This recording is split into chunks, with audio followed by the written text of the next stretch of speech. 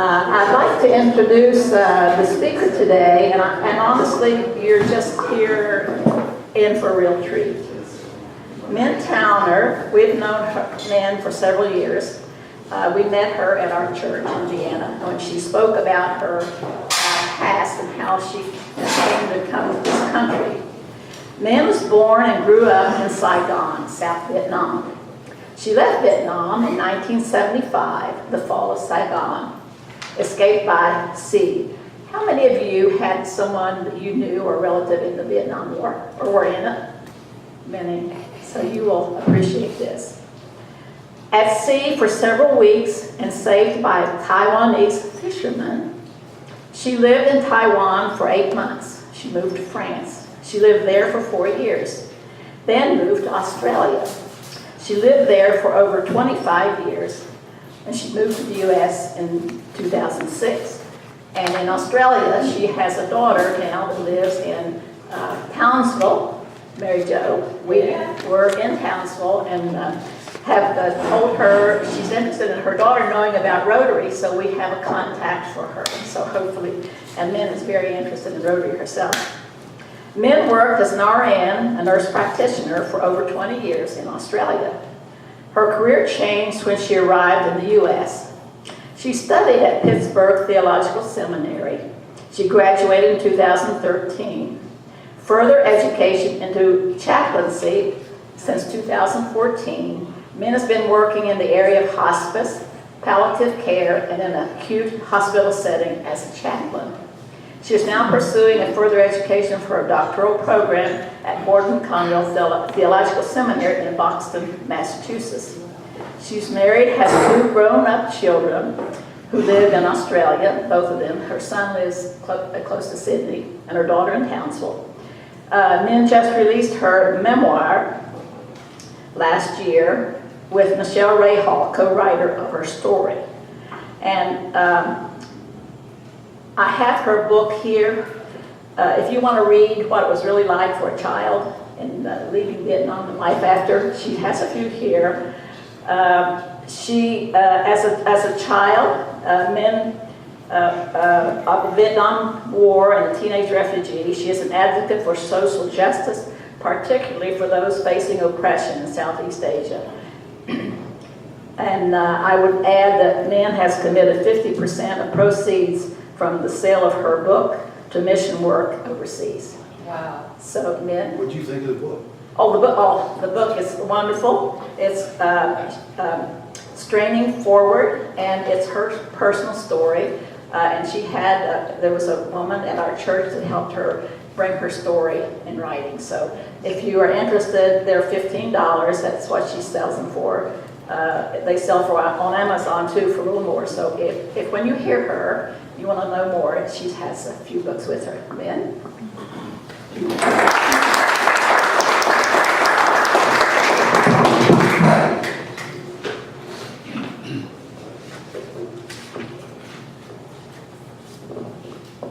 Can you hear me? Can you hear me? Yes. First of all, thank you for having me. Thank you, June, for inviting me, and it's a privilege to be here with all of you. And just to share a little bit about myself to all of you.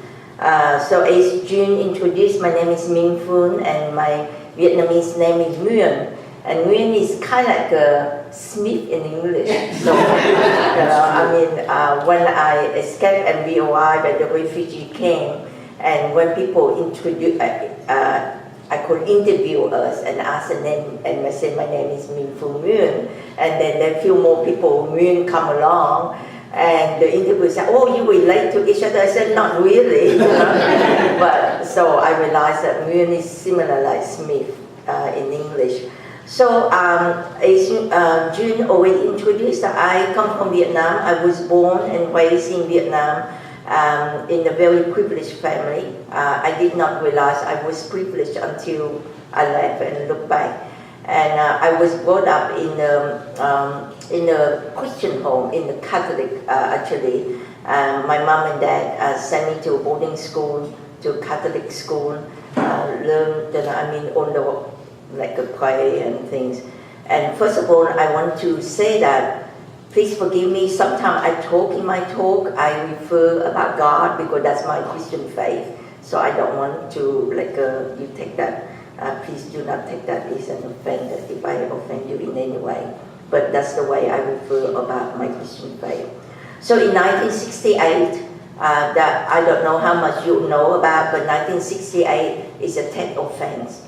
So that is the day that the first time ever I was 11 years old and witnessed my dad and my younger brother and sister was killed in gunpoint by the communists. It was really, my world turned upside down then. It was the first time I questioned myself that the God that I know about and pray about is that the real God. Nothing makes sense to me at that time, and but at the same time, from that moment on, I knew that one thing that I need to try to survive, and it was hard for 11 years old to understand that, but I did. Looking at while we were running to try to survive, I still remember looking back. I saw my parents' home was burned in the fire, and just so the world is crumbled down. And maybe in Vietnam we don't have insurance or anything, so whatever you lose everything. So because we lost everything, and my dad died and left I have two brothers left with me. So my mom had to try to find a way how to survive. So what she did is we were left to live with our extended family, and she went out to look for a job. And during that time, I experienced a lot of abuse, from emotionally, physically abuse, and my Christian faith was really shaken.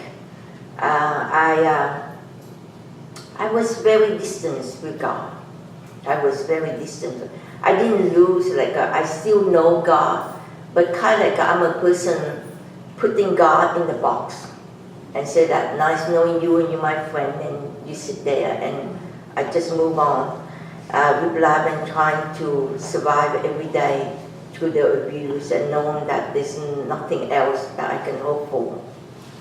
So my hope was escape, was living in another country, because that's the only thing that I could think of at that time. So in 1975, when the fall of Saigon, so when everybody in Vietnam that grieving because we lost the country, I rejoiced, because I knew that that was my moment to leave the country. So my brother and I, we escaped, and we attempted to escape from Vietnam several times. And the first time we were, I don't know how much you remember the picture that you probably see on the television with the helicopter. That was the first time my family, my mom and my brother, my siblings and I, we were attempt to get there, but we couldn't get on. So after that, we took the different route, and the different route was escape by fishing boat. We went out to the seaside and get the boat. But then, because my family was a large number, and by that time that my mom decided that we're going to take two buses. We cut the public bus and to go down to the seaside. So she divided two crew. So I was with my brother, my younger brother. I'm the oldest in the family, and she gave very clear instruction. She said that you get on the bus and you go and we meet the rendezvous when the bus stopped there, arrived there. She said, anything happen to us, you just keep going. So during that time that when we travel, then by then the communists were already in the country. So they stopped. They just keep stopping and checking point. And one of the checking point, when we got through, but when I look back, my mom's bus was sent back to the city. So I knew that we'd been separate then. So as an obedience child, which is often that's my nickname, that I obedience, So I went on and arrived at town, knew nobody, and tried to escape by looking for fishing boat. And so I attended twice and been captured twice and been put in prison with my brother. And the last time that I was in the prison was longer because I did not have any more money to buy to get out. So we would stay in the prison, and my brother and I, we were separate. During that prison time, that's where I found God again. It was it's a prison that, we experienced kind of a little very close to what you watch in the movie. And I remember one thing about the hunger, being hungry. And in the prison, what we do is we have kind of, I call the kind of food we eat, I call like a soup type of thing. And during the day, we work on the labor on the field. So there's two styles of field that we can work on, is the rice field or on the corn field. So it depends on the day that they send us. They divide the people and they send us. So I like to go and work on the cornfield because we can get something at the end for ourselves. Because when we pick up the corn and there's some kernel left, we can pick it up and we save that. And I remember I was very naive and kind of the older people, the older woman in the prison cell, they kind of watch over me. So when we went on the cornfield, she said, pick up all those kernels, put in your pocket. That we can have that one. So I put in the pocket and I didn't understand what it's for. And she said, I'll tell you later. So when we went back to the camp and the time for dinner, so we got the thing, go and get the soup. I call it soup, it looks kind of like a cloudy and type thing, but I said, oh, that's soup. So when we got that bowl and we sit down, and then those women say to me, where's the kernel? And I took out. And she said, put that in the soup. It will taste very nice. Now, in my mind, logic, I said, it cannot taste nice because you have to cook so it can ruin. That's what I'm thinking. But at that time, I just did what I was told. And I put in, and I have that. It tastes nice. It tastes nice not because of the corn, but because I was so hungry. And when you're so hungry, somehow your mind, imagination can help you to go through it. So I thought that it was the best recipe that we can have for that soup. So moving forward, that is, when I live in the prison camp, and we found a way how to develop a relationship with the soldier, officer there. And I was blessed in the way that I made friends with this officer, that at the end that I could strike a bargain or negotiation with him, that somehow that he agreed to allow me, to help me to escape from the prison camp. And the negotiation that I would have to pay some,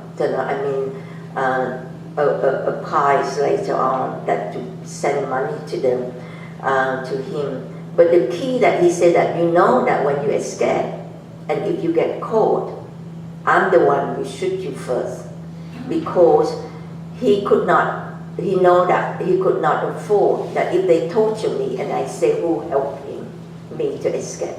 So that's what he gave me that warning, that if I got caught, he would be the one to shoot me. And I say yes, by all means, because for me that when I first been captured in the prison, I was tortured already, and I know the way they torture us.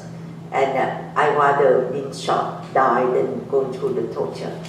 And the way that we've been tortured, it depends on the person.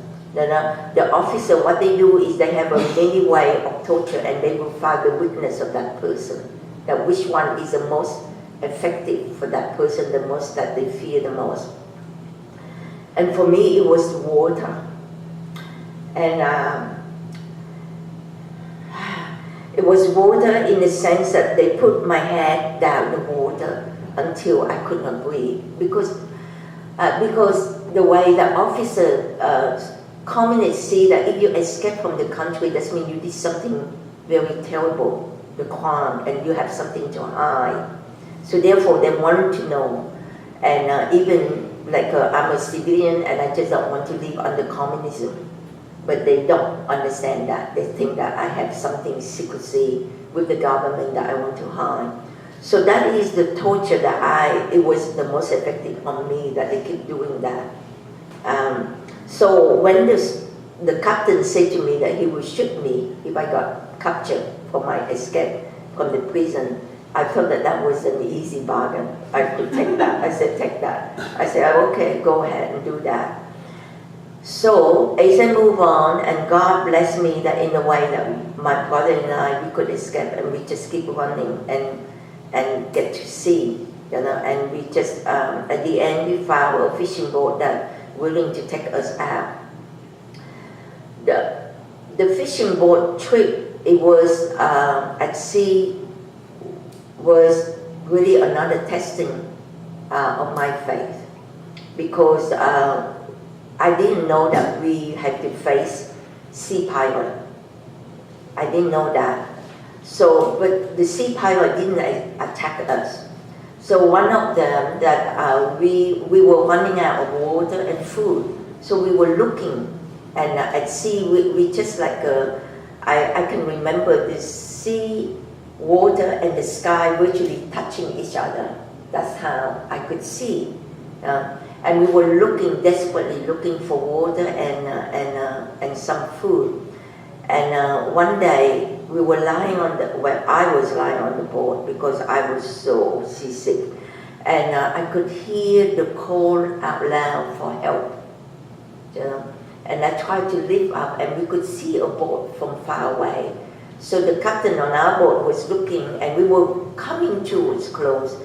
But one day he said, stop. And he said, we have to turn around. And the captain said that it's pirate over there. We could not, so we tried to find a way to get away from it. So we were gear the boat away from the cry out loud for help. And then we stopped and hide somewhere.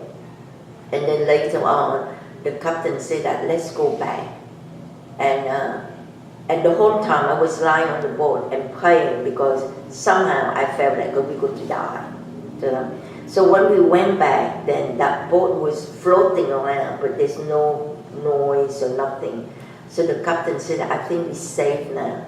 So what the captain said, that we're going to come close to that boat, and he said that it looks like the boat is been left and empty. So let's go on that boat and find some food.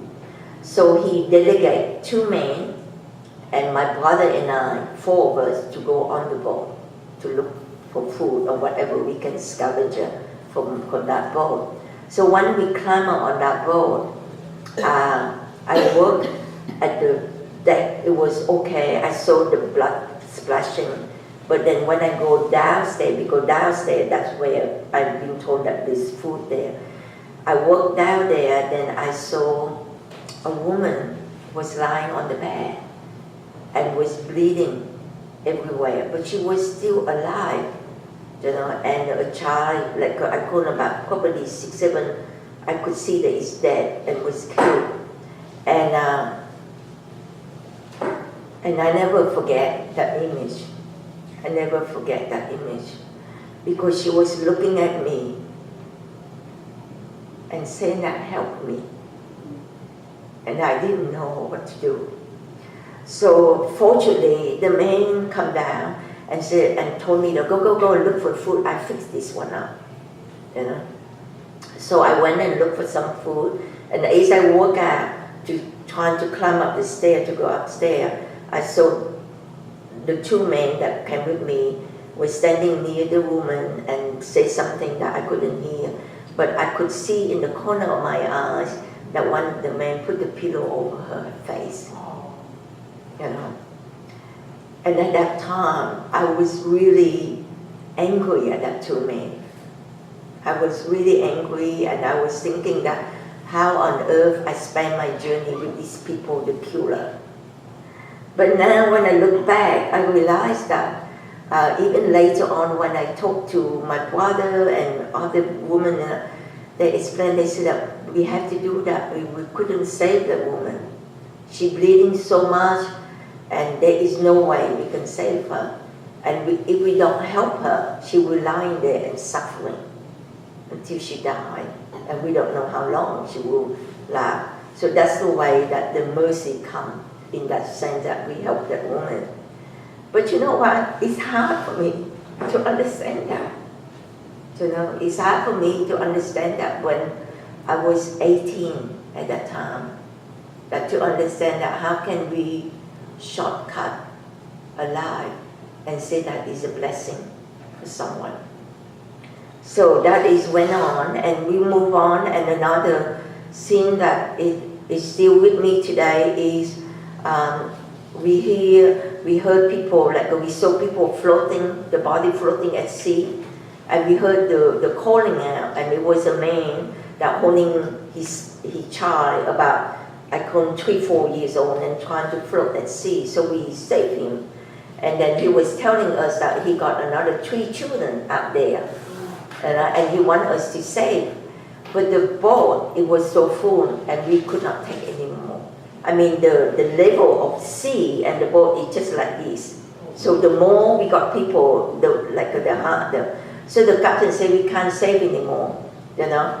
And at the end, the captain said that if you want to stay with your son, you have to go back at sea because we have to move on. We can't just sit here.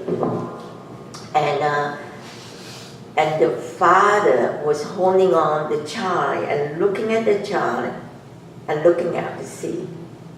He's got 3 children, older, much older, like a teenager, and they were floating out there. And I could see only the head, but I could not see the face clearly.